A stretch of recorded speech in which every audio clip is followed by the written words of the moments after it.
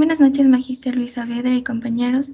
Nosotras somos el grupo número 1, conformado por Stephanie Quinapaxi, Sayuli Puramarín, Jocelyn Cando, Saraí Gallardo y Anaís Taxi. En este momento vamos a desarrollar el conversatorio en relación al tema de la unidad 4, que es la escuela como agente cultural. Y para iniciar específicamente con el subtema cultura y socialización, es importante tener un acercamiento al concepto de cultura, que se lo puede manifestar como una acumulación de conocimientos adquiridos de generación en generación, que está constituido por las creencias, costumbres, el arte y los conocimientos que van construyendo las formas de comportamiento que son socialmente normales y aceptables dentro de un grupo humano. También es importante enfatizar en que se van transmitiendo a las siguientes generaciones mediante un proceso de socialización donde los niños absorben todo ese bagaje cultural desarrollado antes de su nacimiento, primero dentro de su núcleo familiar y luego en contacto directo con la sociedad. Sin embargo, siempre se va a transmitir todo lo característico de la cultura dominante, que es muy contraria a los agentes socializadores que se desarrollan en relación a los trabajadores, movimientos sociales que buscan generar equidad al conseguir una distribución equitativa de la riqueza, justicia social, solidaridad y la participación activa en decisiones políticas o económicas. Por otro lado, también tenemos la cultura y el machismo. Mencionaremos en esta etapa los pueblos primitivos, donde el poder tenían las mujeres, es decir, el matriarcado. Era la forma de organización social. Pero es ahí cuando aparece la agricultura, que se vuelve una actividad económica fundamental y la ayuda a que aparezcan los bienes para la producción de la vida material de la sociedad. Es así que aparece el patriarcado, dejando de lado a la mujer que se haga cargo del hogar y del cuidado de los hijos e hijas. De igual manera, de las relaciones de poder se adquiere al hombre por el poder económico fundamental. De esta manera, el machismo es transformado por el desarrollo de la sociedad, es decir, en el sistema ya capitalista y el desarrollo de la manufactura textil en Europa en el siglo XIX, se incorpora otra vez a las mujeres en el proceso productivo e inicia el proceso donde la mujer tiene el poder económico hasta la actualidad. Bueno, en cuanto a la solidaridad de individualismo, autoritarismo y democracia como rasgos culturales, yo les puedo decir que antes de la llegada de los españoles al territorio de América, existían las sociedades agrícolas donde se hacían relaciones de cooperación y solidaridad entre todas las comunidades para satisfacer la vida material. Existía una economía excedentaria y una estructura social jerarquizada a su manera. No obstante, con la llegada de los españoles todo cambió. El régimen económico, político, social y sobre todo cultural. Es así que la estructura social cambia, donde todos los habitantes que llegaron a ser esclavos y siervos de la corona española están aquí y comienza a existir la clase dominante y la clase dominada con rasgos feudales traídos de Europa, dejando de lado la religión politeísta que tenían los pueblos en ese entonces. Por otro lado, también tenemos la transculturización, que es la incorporación de los elementos culturales de sociedades más desarrolladas y por ende tiene mayor influencia a nivel internacional. Según el antropólogo Edward, existen 4 tipos. Tenemos como primer punto la colonización, que es el contacto entre culturas y donde los grupos ocupan un territorio con la implementación de dominio político y explotación económica. También tenemos la recepción a distancia. Es la ocupación de territorios a distancia, es decir, tiene un intercambio político o económico donde se adoptan formas de vida, conceptos o valores de otra cultura. El renacimiento es el contacto con formas culturales ya desaparecidas del mismo pueblo o de otro país más antiguo, cuya cultura es tomada como modelo, recurriendo al estudio y adoptando a las obras culturales. Es así que el fin de esta integración son las civilizaciones pasadas y de igual manera tenemos la inmigración, que es el tipo de contactos que se producen en un país mediante la afluencia de otros grupos humanos masivos pertenecientes a otra cultura.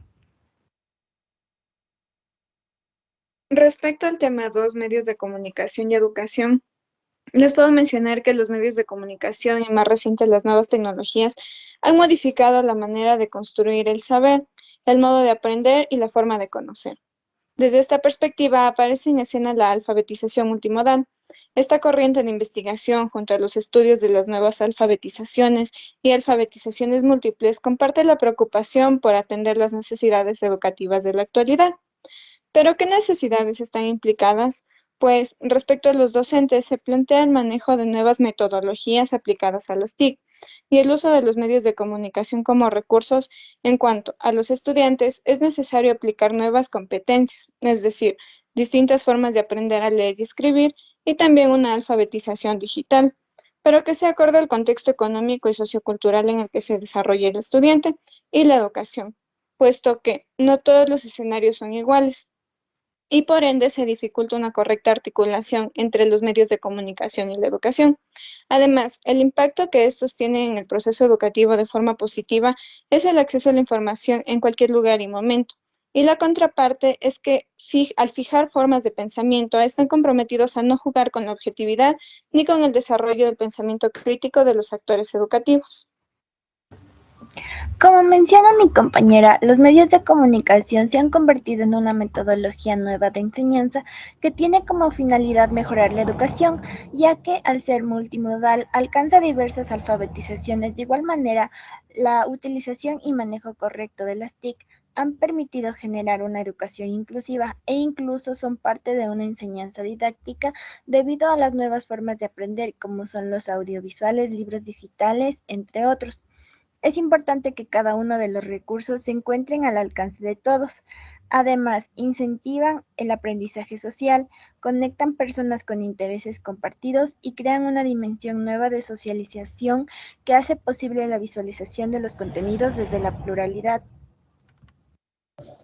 Muy interesante, compañera. Yo, en cambio, quiero decir que desde que estamos manejando la educación por medio de la virtualidad a consecuencia de la pandemia por el COVID-19, las tecnologías han ido aumentando su presencia en los procesos educativos. Fue difícil en un inicio, ya que los docentes no estaban capacitados todavía y lo más tecnológico con lo que se trabajaban en las aulas era el enfoque. Pero en este momento ya estamos capacitados y ya estamos acostumbrados a esta nueva forma de aprender y va a ser un cambio brutal el ir de la virtualidad a la presencialidad de vuelta, sin conservar alguna de estas enseñanzas tecnológicas en las aulas, pero si se implementa, se va a notar una gran diferencia entre la educación antes y después de la pandemia por el COVID-19. En cambio, en el tema 3, TIC, mecanización o humanización, en el ensayo que se leyó, se dice que estamos en una segunda revolución industrial. Las máquinas están reemplazando los trabajos que eran pesados y están dejando sin trabajo a las personas porque la visión del trabajador al lado de una máquina es de un hombre que puede enfermarse y necesita dormir. Si dejamos que las máquinas tengan el control de nuestra vida para que traten de mejorarlas, el ser humano perderá su libertad porque se le impedirá que cometa errores. Por otro lado, no se puede negar que la tecnología ayuda a que el ser humano tenga una mejor salud. Esto se lo puede ver con los órganos artificiales que se están desarrollando. Si se llega a conectar, en un caso, la tecnología con el cerebro, se podría aumentar las aptitudes cognitivas del ser humano y sus habilidades serían asombrosas. Se estaría dando paso a una nueva especie de hombre también. Con la tecnología no nos desgastamos física o mentalmente. Las máquinas nos recuerdan qué tenemos que hacer y qué cosas debemos realizar, pero la consecuencia es que están interviniendo en nuestra vida privada de manera directa y también puede que en un futuro nos sirvan de compañía emocional incorporar máquinas humanizadas. La tecnología avanza con rapidez, pero se debe convivir y coordinar las virtudes con el ser humano para poder sacar el mayor provecho. Mientras tanto, las máquinas por el momento seguirán funcionando mediante la programación de los seres humanos y los seres vivos seguirán siendo personas que puedan pensar, aprender cada día siendo libres. Actualmente, lo que se evidencia en el mundo es una revolución digital. Como seres humanos, estamos empezando a depender mucho de las aplicaciones, tanto para comunicarnos como lo que es Facebook, WhatsApp, Messenger, y de igual manera para estudiar, como se vio en la pandemia, Teams, Zoom y otras aplicaciones, de igual manera para transportarnos. Es así que estas acciones se han evidenciado más en la pandemia. todo eso se va aumentando y puede que con el tiempo nos encontremos en un punto de quiebre donde no podemos hacer nada sin nuestros celulares y las aplicaciones. Es cierto que el Internet nos está ayudando a romper barreras, pero también es cierto que nos está volviendo más holgazanes. Si queremos que la tecnología avance, también debemos de avanzar nosotros para que no nos saboteen en nuestros propios inventos.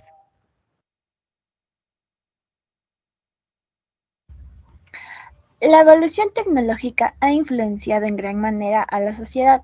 En parte beneficia, ya que ejecuta diversas acciones del ser humano, facilitando su trabajo, pero a la vez genera un conflicto social entre la existencia de sujetos y máquinas, surgiendo diversos subgrupos que luchan por determinados intereses personales, puesto que las máquinas reemplazan la mano de obra, perjudicando en gran manera al ser humano.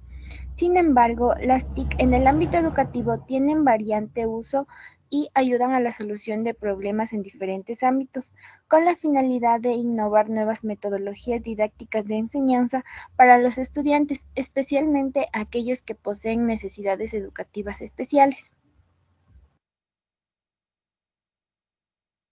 Pese a que la tecnología y sus avances se han pensado en una alternativa para ayudar a facilitar la vida del ser humano, creo que ha llegado un punto del que se superponen dos aristas. La primera de comodidad, puesto que las máquinas hacen el trabajo que deberíamos hacer, y la segunda a un desenfrenado deseo por crear más y mejor tecnología, es decir, trabajar en las máquinas, para las máquinas y a través de ellas, encerrándonos en el dilema de ¿qué llegará primero? ¿La mecanización del humano o la humanización de la máquina? Sigo mi perspectiva que la primera es algo tangible, algo que lo estamos viviendo. Hemos transfigurado nuestras vidas en torno a depender completamente de los recursos mecánicos y tecnológicos. Perdemos nuestra esencia humana, nos alejamos de nuestra capacidad social y adquisitiva y cada vez vamos creando, de cierta forma, incapacidades adquiridas, desfigurando nuestro lado sentipensante. Todo debido a que no logramos un equilibrio entre el humano y la máquina, un punto del que podríamos sacar provecho siempre y cuando sea de la forma adecuada. Por mi parte, considero que los avances tecnológicos han sido de gran utilidad en todo este proceso histórico, ya que han podido facilitar la vida del ser humano, pero también es un hecho que actualmente la tecnología nos está absorbiendo a un nivel en el que la interacción física se ha disminuido totalmente, ya que las personas invierten su tiempo en redes sociales, juegos en línea o en aplicaciones que nos permiten conectarnos como Teams o Zoom, ya sea por cuestiones laborales o académicas. Precisamente esto se ha agravado en estos últimos años con el aparecimiento del COVID, lo cual ha disminuido esa esencia humana y me lleva a pensar que el proceso de mecanización del ser humano es el que predomina dentro de esta revolución digital que estamos viviendo hoy en día. Por esta razón, es importante reconocer y valorar la importancia que tiene el recobrar la socialización, la calidez humana, tener un reencuentro con nuestras raíces y sobre todo frenar ese proceso de globalización mundial que se expande con gran velocidad a través de estos medios tecnológicos. Respecto al tema 4, actores educativos y su práctica social, los actores educativos son sumamente importantes ya que aportan a la misma como son la institución, una escuela de calidad, se relaciona con los resultados obtenidos con los estudiantes, la capacidad de que la escuela se adapte a las necesidades al desarrollar el currículo de acuerdo a sus características, valores y formación permanente vinculada a sus necesidades, considerando un enfoque constructivista del aprendizaje escolar y de la enseñanza. Los estudiantes, puesto que de igual forma aprovechan la propuesta educativa y desarrollan habilidades y competencias específicas, fomentando valores para alcanzar un aprendizaje significativo con posibilidades de desarrollo para integrarse a la sociedad, con un espíritu crítico, analítico y reflexivo. Los padres de familia juegan un rol de primer orden, ya que aportan a la identidad y personalidad de sus hijos, incorporando saberes cognitivos y emocionales que los ayuden a prepararse para una participación en la sociedad mediante normas de convivencia. Finalmente, la sociedad en la cual el papel del docente se convierte en un modelo a seguir, las familias depositan en él la responsabilidad de educar a sus hijos tanto en la adquisición de conocimientos como de valores, actitudes y habilidades, lo que la sociedad necesita para construir un mundo con respeto, tolerancia y armonía. La enseñanza-aprendizaje también es un proceso de socialización en el que están involucrados docentes, estudiantes, autoridades educativas y toda la comunidad que se encuentra alrededor de los centros educativos. En este sentido, es importante mencionar que los docentes cumplen un rol fundamental, ya que los padres de familia ponen en sus manos la responsabilidad de actuar como mediadores o facilitadores del aprendizaje, además de reforzar los valores aprendidos en el lugar, como el respeto, la responsabilidad, la honestidad, entre otros. Por otro lado, es importante establecer una relación horizontal entre estudiante y el educador, donde se potencian las habilidades del que aprende, por medio de una educación que sea participativa, crítica e innovadora, para que el estudiante sea capaz de crear nuevos conocimientos y no solo mantenerse como un consumidor o repetidor de ideas. En concordancia a lo establecido por mis compañeras, es necesario delimitar que en primera instancia la educación está orientada a preparar a los estudiantes a la vida dentro de su sociedad, por lo que los sectores educativos juegan roles específicos a desenvolver a fin de lograr el alcance de dicho objetivo. Por otro lado, el aprendizaje se construye de forma social. Nuestro hogar es el primer lugar para aprender, sentando nuestras bases morales, éticas y comportamentales. Además, pese a que la escuela se convierte en un lugar que nos forma a nivel académico, como ya lo han mencionado, también sustenta lo aprendido en casa, específicamente a través de los docentes que se presentan como guías en el contexto educativo. La escuela es nuestro primer lugar de socialización, en el que además de contenidos también aprendemos de forma social y cultural en relación con nuestros compañeros y el entendimiento de nuestras y sus realidades, sentando la base de quiénes somos, cómo y para qué aprendemos y qué tan preparados estamos para desenvolvernos fuera del aula y el hogar en la vida cotidiana dentro de nuestra sociedad. Esperando que este conversatorio ya ha sido de su agrado, les agradecemos por su atención.